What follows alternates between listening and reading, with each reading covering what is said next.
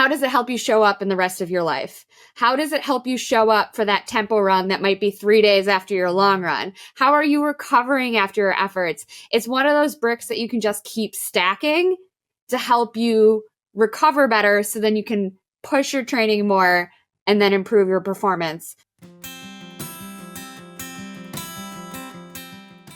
I created a box of sample products and sports nutrition products that I like via Fuel Goods as a way for people to try out all sorts of different items. You connected me or reconnected me with Fuel Goods because I connected with them back in, I think, 2012 or 2013. But That what was is like it? another lifetime. That was truly another lifetime. If it's more than a decade ago, yes. So what do you love about Fuel Goods? First of all, the options, right? To try just not only different in-workout fuel options, but also like the snack. The snack options The snack options are strong. They're strong snack options. And I love the bundles too. Like your For the Long Run box. I have my own little bundle that I put together. Like they have different ones for maybe people who opt for a gluten-free diet, the runner box. There's a vegan box. So I think it's nice that you can either go through and pick certain products that you might want to try. I also like that they give a little like, this is why we like this product. And they put a lot of thought and time into what products are available through their marketplace. And if you don't want to do that, you have these other box options, kind of like do a little trial of a bunch of different things that might fit your sport or activity or your dietary preferences without having to like commit to like a bag of hydration drink mix that's like 60 servings. And what happens if you hate it? Totally. Yeah. So it's a fun way you can buy a bunch of single stuff. You can, as Stevie was saying, you can put together a box of your own, or it shows up in a box, but it's basically like a shopping cart. The box that I've put together has things like Scratch and Ketone IQ and Cherbundy and Precision and all these things that I use on a regular basis. And it's the stuff that I like. And what I like about Fuel Goods is that it doesn't really matter what works for me and my gut. It matters what works for you and your gut. And so the ability to sample enables you to try and figure out what works for you, because there's so much benefit to fueling. And you and I have been talking about this because I've been on the 80 grams of carb train for a few weeks now. And the funniest was when I messaged you the first time I did it, it was like 85 grams of carbs for a long run that was like 16 miles.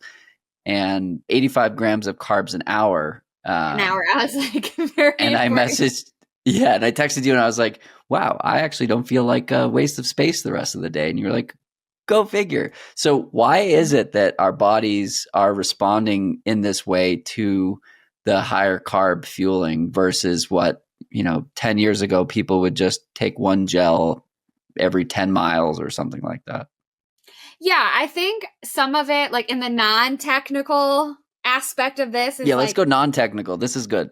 We're going to go non-technical first, right? It's like clients or people who say to me, well, I can run 15 miles with just one gel. Well, just because you can doesn't mean you should. And it's more of like, to me, this is non-technical, but like also mindset. Like, okay, like, yeah, you can get through it, but you might need to nap the rest of the day. You might take a longer time to recover after that workout. Then you can't get your next key session in 2 days later. So I think there was some of that aspect of like, oh, well, you don't need that. That's too much, right?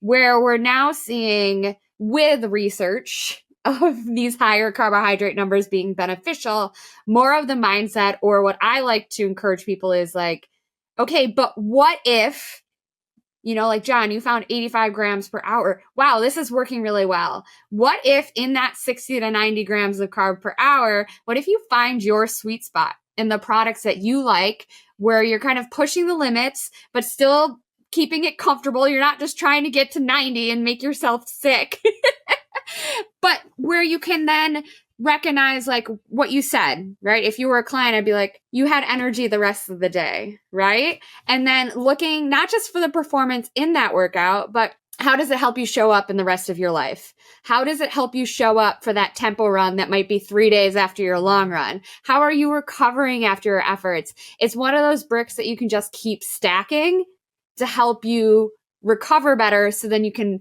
push your training more and then improve your performance.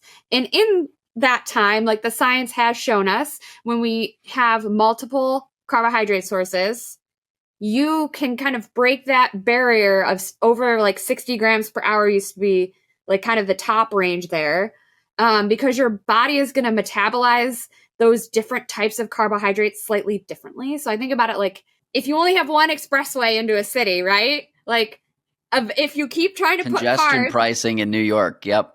Before exactly. congestion pricing. You're only going to get so many cars until there's a traffic jam. But if you have multiple expressways or multiple different types of carbohydrates, you're going to be able to get more carbohydrate on board without GI upset or feeling sick, or, you know, you'll get more cars into a city without traffic jams, right? So it's kind of the same concept. Carbs or carbohydrates, they process similarly. Right. I had a conversation with sports scientist Jonah Rosner on my podcast recently. Jonah was just on Sarah Manderside's podcast talking about myths in sports nutrition and sports science and whatnot. And he and I had a good conversation around even giving the guidance to fuel during workouts, not just long runs. Like my workouts are now 90 minutes and I'm taking a gel 40 minutes in, and, you know, I still have another 5+ miles of work to do after that. And sometimes I'm doubling later that day, or I'll do a strength session, but like, I'm also going to run 8 to 10 miles the next day. So I'm constantly thinking about precovery, not just recovery. And I remember maybe it was you, maybe it was somebody else who talked about like taking a gel, even if you have like 15 minutes left in the run, because it's assisting with recovery. And there are people who will, you know, take a gel at mile 25 of a marathon because that's when their timing hits for the next gel. And you might only have 1.2 miles left, or 1.4 if you haven't run the tangents properly, but it's going to help with recovery. It is. And like, also to me, like if you're out there doing like 15, 16 mile run and you're like, well, it's mile 14, I don't really need to take it. But then like, you feel like garbage that last mile or two, and you're like, I should have just taken that gel. Like, there's nothing worse than that feeling. But yes, also for the recovery aspect of things, I'm always more generous with fueling myself than other people out there. Like I'm thinking, you know, Monday nights, I do a 45-minute treadmill class at my friend's tread studio, mix of speed and endurance work. That 45 minutes isn't, you know, doesn't fall in the guidelines of we should fuel this. But I always have a scoop and a half of scratch in my bottle, right? And there's like always a few factors that go into that decision. That is a double day for me. I lift and swim in the morning. So that's actually my third session of the day. So this little bit of extra carbohydrate is only going to benefit me, knowing that I already kind of did a couple sessions in the morning. And another thing is kind of a mindset piece. If you are getting anxious or stressed about maybe like 80 calories or like 20, 30 grams of carbs in a workout, then there's usually something else that we need to address, because endurance athletes are people who are doing a lot or doubling. Even if you don't identify as an endurance athlete, if you're doing double workouts, that's a lot of demands on your body. And, you know, big dogs got to eat. It's only going to benefit you. Totally. I'm counting down the minutes until I get a large burrito bowl that I go get to smash here. Speaking of, I'm very excited for that for you. Are you putting the scratch hydration mix in there? So that's like the 18 grams of carbs per scoop. 20 grams of carb per scoop. 20 grams of I do carbs. the hydration. I do the high carb mix when I do the long distance swimming, just because it's a lot easier for me to do that instead of taking like gels or whatever. But in my runs, in like my regular swims, my 45-minute swims, I usually do a scoop and a half of the scratch hydration in my bottle. Nice. Yeah. So I've been putting in on my long runs, I do a gel every 30 minutes. It's the precision gel. So it's 30 grams of carbs. On my third and fifth gel, I'll take a caffeinated gel, which is really nice. And I will do a scoop of the scratch hydration mix and the everyday drink mix because I'm a salty sweater. So I'm getting an extra 400 milligrams of electrolytes in there or sodium in there. And then occasionally, or if it's warmer, I don't know why heat has anything to do with it, but I'll add a scoop of the high carb mix for another 15 grams of carbs. And so it's like that enables me to push 90 grams. So it seems to be my upper limit, and I've performed really well between 80 to 90. And I've experienced just a little bit over the edge. And there was a conveniently placed porta potty, but I don't feel the need to go much beyond 90 grams because I feel so good between 80 and 90. But like last weekend, for example, I ran 18 miles. I did 15 with friends, and then we did 15 easy, and then I absolutely ripped the last 3 miles, and my last mile was like 6:15, and it just felt so good. And I was like, oh, wow, I could have gone 22 miles because of training and fueling. So it's really fun to see the facilitation of like a good day when you fuel right and you train right too. Yeah. And so circling back to like you add a little bit more carb on those hot days, your body uses more glycogen in the heat. So got it. There is okay, actually a reason that you did that. You probably heard that somewhere else and you added a little bit more in. I don't know why I started doing that. Yeah. Anyway, it's working. So yeah. And like that's the thing, like you said, you found your sweet spot. Like a couple years ago, because I didn't really train or race much in the last couple years. That'll be changing in 2025.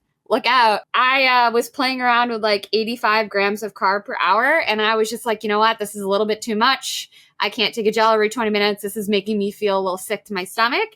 And that's where I was like, great, I tried it, but this doesn't work. And like 76, 78 is a sweet spot. And it's still, kind of a solid number in that 60 to 90 range. More of just an encouragement for people to not just try to get away with the bare minimum. It's like, people talk about the abundance mindset. That's how I like to think about like food and fueling, right? Like how can this add to your life, whether it's training, everything else that we do, right? That it can be so supportive to all of our goals.